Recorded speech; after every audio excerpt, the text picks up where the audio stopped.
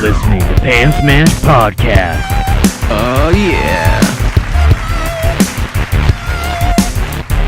What is up, everybody? This is the Pan Smash Podcast, the mini-cast. It is not the official podcast, but it is the mini-cast. We have some great things to talk about today. Today we're going to discuss whether a video game addiction is an uprising epidemic in the world today or not. The Japanese say it is, and the Japanese are serious about their scientific reputation in the world today. They would not risk a false alarm if there wasn't some credibility to their concern. So, in the US today, should we be concerned, or should we be looking out for an uprising video game addiction? Let's discuss it today when we go over National Geographic's article on TMS technology, transcranial magnetic stimulation, and it's a tool to combat opioid addiction, believe it or not. Scientists are saying that TMS technology can send electronic signals into the neural circuits of the brain that get distorted by addictions.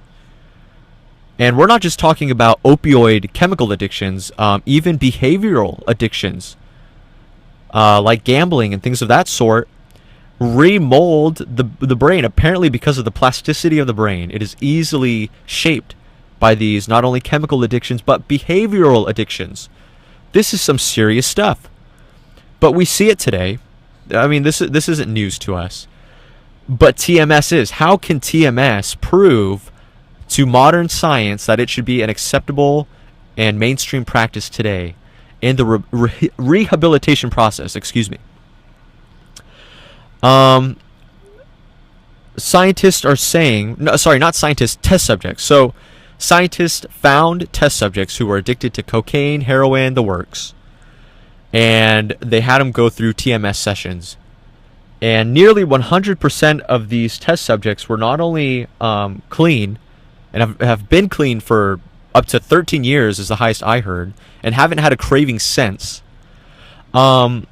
But TMS could also prevent future addictions. And most of these cures have happened after only one session, which is crazy. The acceptable practice today usually uses drugs to kick previous drug addictions, which sounds stupid on the surface. It has a success rate. And Beautiful Boy, which is a book about a father who had a son who was addicted to meth, he was saying that he got rehabilitation centers to admit that the actual success rate is 5% of people not only getting clean off of their addiction, but then staying clean for the rest of their life. 5%. That's scary. TMS is boasting nearly a 100% success rate. And these test subjects are challenging skeptics to put their experiences to the test. So if TMS can prove to be legit, and if it's accepted by mainstream science, which I think the Japanese are actually pushing for with this gaming addiction, they want TMS to prevent the gaming addiction from destroying the future of functional society. Now, in my opinion, this has Nintendo written all over it, and hopefully many of you are beating me to the punch.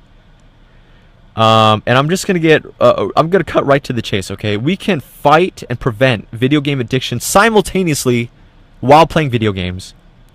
If Nintendo... Now, okay, let me lay a foundation here. Nintendo has been doing great with the Switch. They've also been killing it with the virtual consoles, the NES Mini and the SNES Mini coming out here soon. They have the Selects library for the new 2DS XL, which is an affordable portable console if you can't afford the Switch. They are catering to the nostalgia gamers like myself from the 80s, 90s, and the 00s. Okay. Not only is Nintendo healthier for your wallet, they are pushing healthier gaming, period. The 3DS, I'm sure the Switch, and the Wii often suggested breaks when playing Nintendo's video games. They are very health conscious, and they want to be, as a video game company, a big contributor to human health today. And they can do that while implementing TMS technology into their video games. Now, this is how I think they should do it. With the 2DS and with the Switch, mostly the Switch, they should implement VR goggles, a VR goggle attachment for the Switch. So they're going to kill a few birds here with one stone, okay? Get into VR, Nintendo. Come out with a goggle accessory for the Switch with not only VR technology built in, but TMS technology built in. And then with the re-release trend that Nintendo's been banking on, they do have something in their arsenal. They do have a retro console that they can release as a virtual goggles console. And this is what it is. They should release the new Virtual Boy TMS. Boom! Did I just blow your mind? The failed console is beloved by many, especially retro collectors today. I really do think they can still be successful with the Virtual Boy as a TMS addiction fighter. So not only will Nintendo seal their reputation as number one in the gaming industry with virtual reality and addiction fighting technology, but they will be leading in human health when it comes to the entertainment industry. And let's face it, it would be the nail in the coffin to Microsoft, and it would probably force Sony to just team up as a developer with Nintendo, or even a hardware developer. I mean, that's how it should have been in the first place. Sony was going to team up with Nintendo before the Nintendo 64 and before the PlayStation, and we were going to get the Nintendo PlayStation. And in fact, there are, I think, a few, but one existing prototype that I know works today. You can look it up on YouTube. You can see what the Nintendo PlayStation was supposed to be. And we can still have that today. TMS can usher it in. And I really think Nintendo is the only appropriate company to do this. Historically, they've always valued putting the consumer over the dollar first. Putting the consumer first above the dollar is how I should put that. Here's a great example historically. When Sega and Nintendo were the two top competitors back in the 80s and 90s, Sega's slogan was, "We do what Nintendo don't."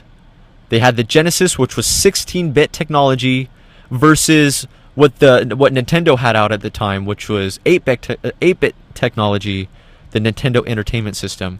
Nintendo waited 2 years before they released their 16-bit equivalent, the Super Nintendo. So 2 years Nintendo was fighting a 16-bit console with an 8-bit console. And look who is standing on top today. Nintendo gets it. And Apple believed in this too. Steve Jobs. We need to give the customer what they don't know they need. We know what they need, and that's what we need to give them. Not what they think they need or not what they want, but what we know as geniuses, Apple and Nintendo, what we need, what we know the consumer needs. And it's been working.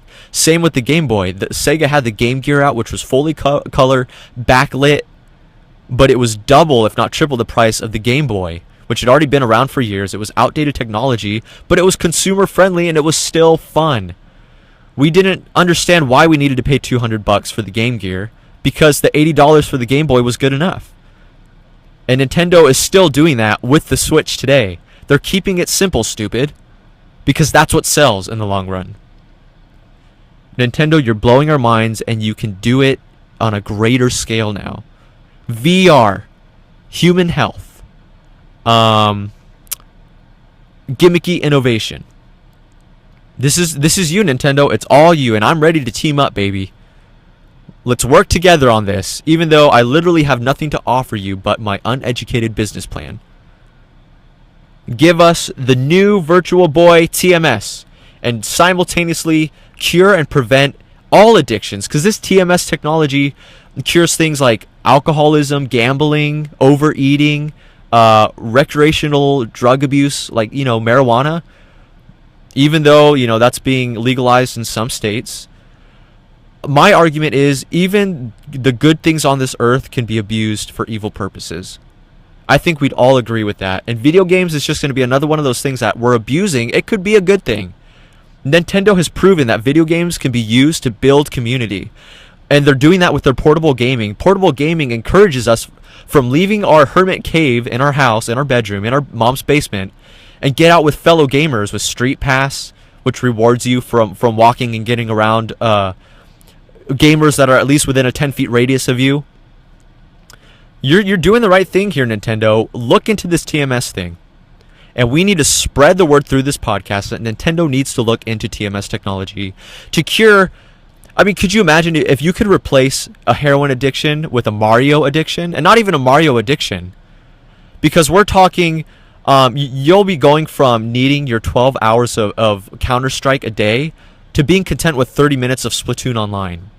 You know, or whatever the most popular game is for kids these days. This is incredible if we can pull something off like this. I'm getting myself pumped on something that I don't know if we can do yet, but National Geographic needs help getting the word around about TMS potential.